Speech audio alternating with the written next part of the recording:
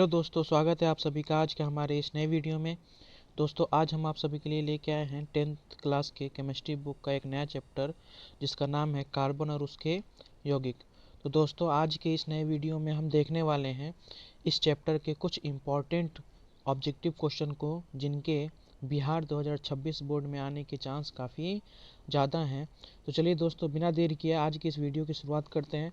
हमारा सबसे पहला प्रश्न है, एथेन का आणविक सूत्र C2H6 है। इसमें ऑप्शंस हैं 6 सहसंयोजक आबंध है, 7 सहसंयोजक आबंध है, 8 सहसंयोजक आबंध है या 9 सहसंयोजक आबंध है। तो सबसे पहले हम ये समझते हैं कि सहसंयोजक आबंध क्या होता है। तो सहसंयोजक आबंध जो होता है, इस चिन्ह को हम कहते हैं सहसंयोजक आबंध यानी कि बॉन्ड। तो C2H6 को अगर आप तोड़ के लिखिएगा, मतलब इस तरह से हम इसको लिखेंगे C2, मतलब ये 2 C हो गया और 6, तो यहाँ पे 6 H लिखेंगे, यहाँ पे हाइड्रोजन। तो आप देख सकते हैं कि इनके बीच जब इनकी संरचना सूत्र हमने लिखी तो यहाँ पर कितने बॉन्ड लिखे हुए हैं। तो आप देख सकते हैं 1 2 3 4 5 6 और ये 7, मतलब यहाँ पर 7 बॉन्ड हैं इनके बीच में। तो इसलिए हमारा सही जवाब होगा ऑप्शन नंबर बी, 7 सहसंयोजक आबंध। यानी C2H6 में कितने आबंध होते हैं? तो 7। चलिए, हमारा दूसरा प्रश्न है, ब्यूटेनॉन यौगिक है चतुर कार्बन जिसका प्रत्यात्मक समूह है। प्रत्यात्मक या इसी को हम कहते हैं क्रियात्मक समूह या अभिक्रियाशील समूह। तो हमें बताना है कि ब्यूटेन में जो है वो कौन सा क्रियाशील समूह होता है। तो आप देख सकते हैं इसके नाम के अंत में क्या लिखा है, ऑन। इसके लास्ट नाम के अंत में आ रहा है ऑन, और ऑन जो है वो किस क्रियाशील समूह के लिए लगता है। तो यहाँ पर देखते हैं ऑप्शंस हैं कार्बोक्सिलिक अम्ल, एल्डिहाइड, कीटोन या एल्कोहल। तो कार्बोक्सिलिक अम्ल के लिए जो है हम अंत में लगाते हैं ओइक एसिड, एल्डिहाइड के लिए लगाते हैं हम Al यानी कि अल, कीटोन के लिए हम लगाते हैं लास्ट में ऑन, और एल्कोहल के लिए लगाते हैं OL। तो हमारा सही जवाब होगा ऑप्शन नंबर सी, कीटोन। हमारा अगला प्रश्न है, खाना बनाते समय यदि बर्तन की तली बाहर से काली हो रही है तो इसका मतलब है।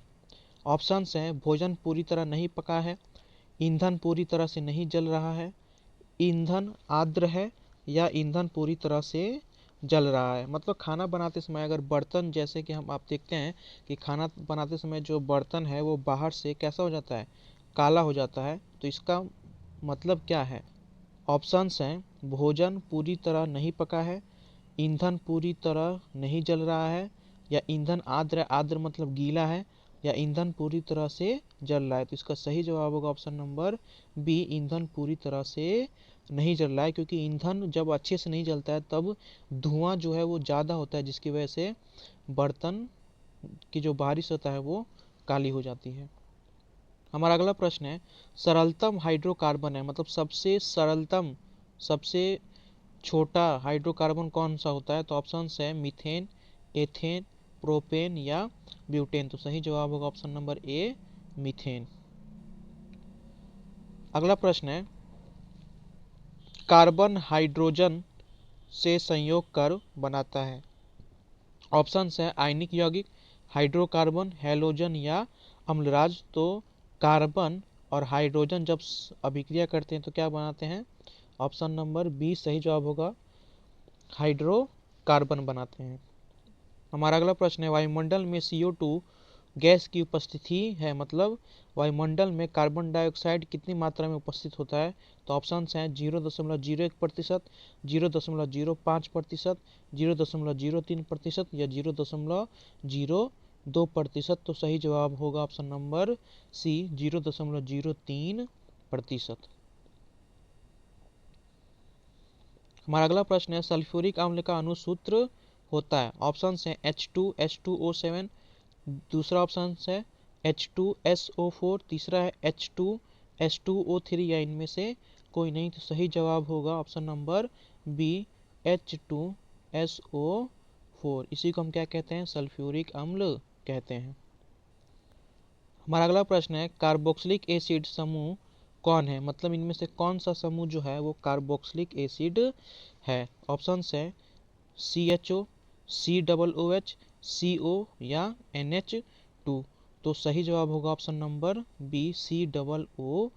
इसको हम क्या कहते हैं, कार्बोक्सिलिक एसिड कहते हैं। बाकी को अगर हम देखें तो ये जो है हमारा एल्डिहाइड है, इसको हम कहते हैं एल्डिहाइड। CO को हम क्या कहते हैं, ये है कीटोन। और NH2 है जो है ये है एमीन।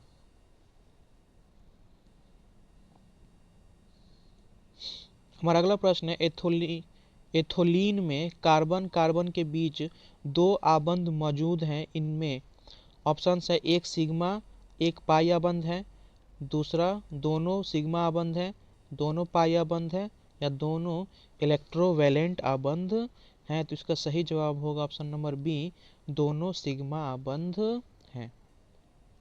हमारा अगला प्रश्न है एथेन में कितने सहसंयोजक आबंध हैं। तो ये पहले ही वाला सवाल है। एथेन का मतलब C2H6, जो कि हम पहले भी देख चुके हैं। तो इसका सही जवाब होगा ऑप्शन नंबर डी।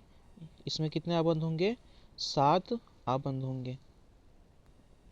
हमारा अगला प्रश्न है CnH2n+2 किसका सामान्य सूत्र है। यहाँ क्या लिखा है, CnH2n+2 किसका सामान्य सूत्र है। ऑप्शन है एल्काइन, एल्कीन, एल्केन या प्रोपाइल। तो इसका सही जवाब होगा ऑप्शन नंबर सी, एल्केन। इस तरह के जो सूत्र होते हैं वो 3 होते हैं। एक है CnH2n+2 जो कि एल्केन है, दूसरा होता है CnH2n और तीसरा होता है CnH2n-2। तीनों को ध्यान से देखिएगा, इसको हम कहते हैं एल्केन। दूसरा है CnH2n, इसको हम कहते हैं, ये सूत्र जो है वो है एल्कीन का। और तीसरा जो है ये है होता है एल्काइन का।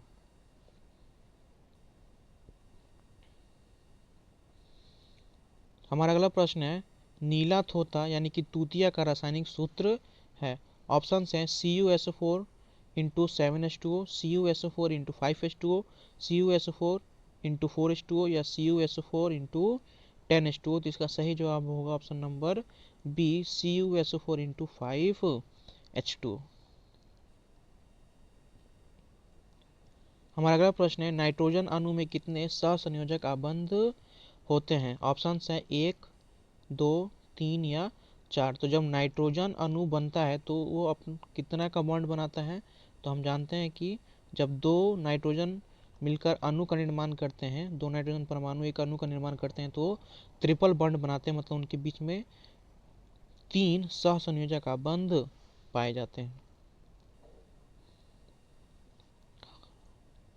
हमारा अगला प्रश्न है संगमरमर का रासायनिक सूत्र क्या है। ऑप्शन है CaCO3, MgHCO3 का होल ट्वाइज, तीसरा है CaHCO3 का होल ट्वाइज और चौथा है MgCO3। तो सही जवाब होगा ऑप्शन नंबर ए, CaCO3। इसी को हम संगमरमर कहते हैं या इसी को हम खड़िया भी कहते हैं। हमारा अगला प्रश्न है चीनी का रासायनिक सूत्र है। ऑप्शन है CH3COOH, दूसरा ऑप्शन है C6H12O6, तीसरा है C12H22O11 या चौथा ऑप्शन है CH3CHO। तो सही जवाब होगा ऑप्शन नंबर सी, C12H22O11। इसी को हम क्या कहते हैं, चीनी कहते हैं। बाकी बी जो है वो है ग्लूकोज। ये किसका सूत्र है, तो ये ग्लूकोज का सूत्र है। हमारा अगला प्रश्न है सोडियम कार्बोनेट का अणुसूत्र है। ऑप्शन है Na2CO3, NaHCO3, Na2CO2 या NaCl। तो सही जवाब होगा ऑप्शन नंबर ए, Na2CO3। अगला प्रश्न है कार्बोनिल समूह को सूचित किया जाता है।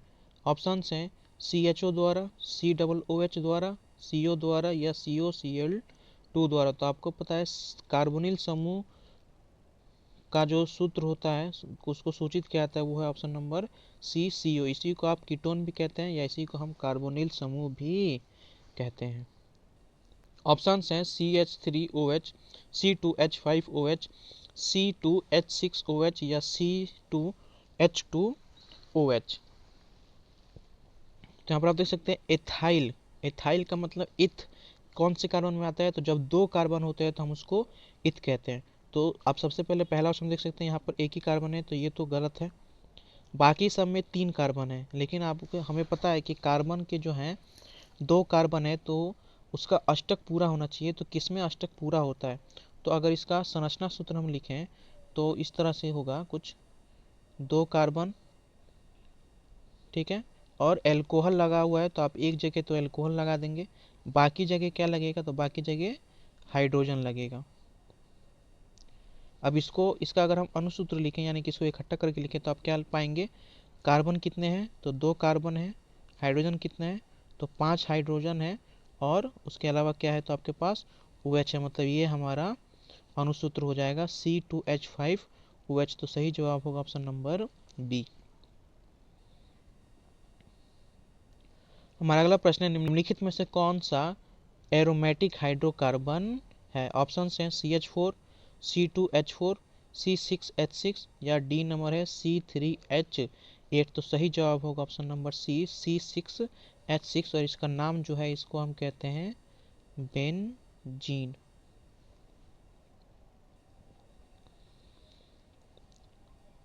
हमारा अगला प्रश्न है, निम्न में से किस हाइड्रोकार्बन के 3 आबंध होते हैं। 3 आबंध का मतलब वही कि उनके बीच में ट्रिपल बॉन्ड होना चाहिए। ऑप्शन है CH4, C2H6, C3H4 या C3H8।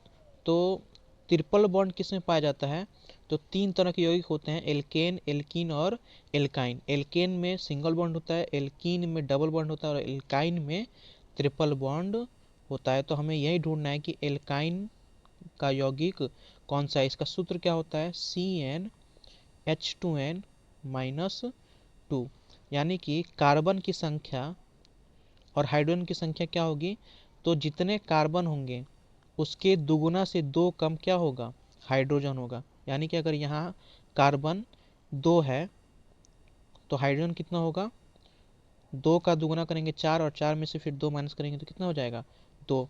अगर कार्बन 3 है तो कितना होना चाहिए, कार्बन 3 है तो 3 का दुगुना करेंगे तो 6, और 6 में से 2 माइनस कर देंगे तो कितना हो जाएगा, 4। तो आप देख सकते हैं ये हमारे ऑप्शन में ऑप्शन नंबर सी। तो यही हमारा जवाब हो जाएगा।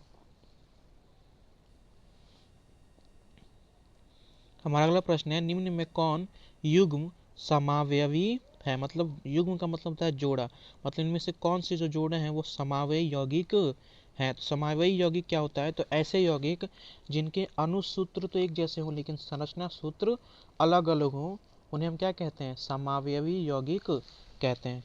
तो ऑप्शन हैं C2H6, C6H6, दूसरा ऑप्शन है C5H10 और C6H12, तीसरा ऑप्शन है C2H5OH और CH3OCH3, और चौथा ऑप्शन है CH4 और C2H6।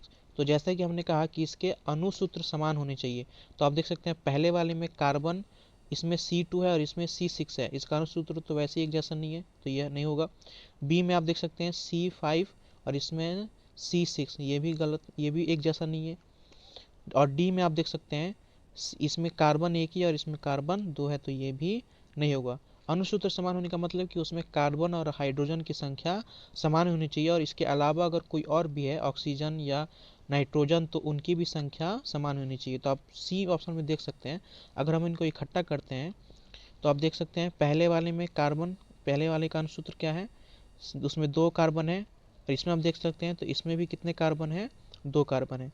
हाइड्रोजन को देखें तो इसमें 5 और ये 1, कितने कार्बन हो जाएंगे, कितने सॉरी हाइड्रोजन हो जाएंगे, 6 हाइड्रोजन है। इसमें भी आप देख सकते हैं तो 3 और ये 3, टोटल कितने हाइड्रोजन, 6 हाइड्रोजन। उसके बाद ऑक्सीजन, इसमें भी एक ऑक्सीजन है और इसमें भी एक ऑक्सीजन है। तो आप देख सकते हैं इनका संरचना सूत्र तो अलग अलग है लेकिन अनुसूत्र एक जैसा है, तो इसी को हम समावयवी यौगिक कहते हैं। तो हमारा सही जवाब हो जाएगा ऑप्शन नंबर सी। हमारा अगला प्रश्न है, एथेनॉल का क्रियाशील मूलक है। तो आप देख सकते हैं लास्ट में क्या आ रहा है, ऑल, और ऑल किस में आता है, तो ऑल जो है वो एल्कोहल में आता है। किस अभिक्रियाशील मूलक में आता है, एल्कोहल में, और एल्कोहल का सूत्र क्या होता है, संकेत क्या होता है, OH। तो हमारा सही जवाब होगा ऑप्शन नंबर ए।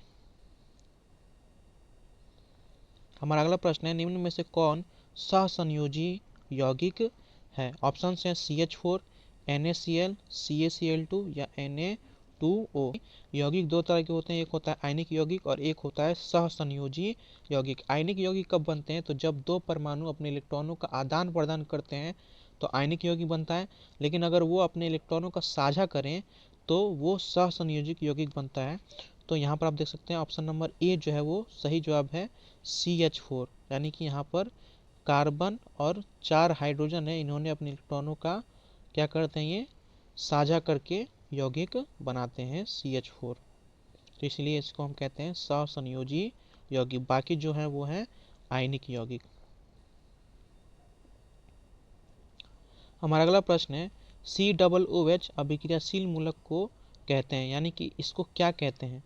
तो ऑप्शंस हैं कीटोन, एल्डिहाइड, अम्ल या ईथर। तो आपको बताया गया है कि कीटोन का संकेत क्या होता है CO, एल्डिहाइड क्या है तो CHO, इसको हम एल्डिहाइड कहते हैं। अम्ल क्या है तो यही है COOH, जिसको हम कार्बोक्सिलिक अम्ल भी कहते हैं। और ईथर जो है वो है O, इसको हम ईथर कहते हैं। तो हमारा सही जवाब होगा ऑप्शन नंबर C, अम्ल। चलिए दोस्तों, हमारा अगला प्रश्न है, CHO क्रियाशील मूलक को क्या कहते हैं? तो अभी हमने पिछले क्वेश्चन पे ही इसको देखा था। ऑप्शन है कीटोन, एल्डिहाइड, एल्कोहल या इनमें से कोई नहीं। तो सही जवाब होगा ऑप्शन नंबर B, एल्डिहाइड। तो चलिए दोस्तों, आज के लिए इतना ही। अगर आपको हमारी वीडियो पसंद आई तो कृपया वीडियो को लाइक करें, कमेंट करें, शेयर करें और चैनल पर नए हैं तो चैनल को सब्सक्राइब जरूर करें। धन्यवाद।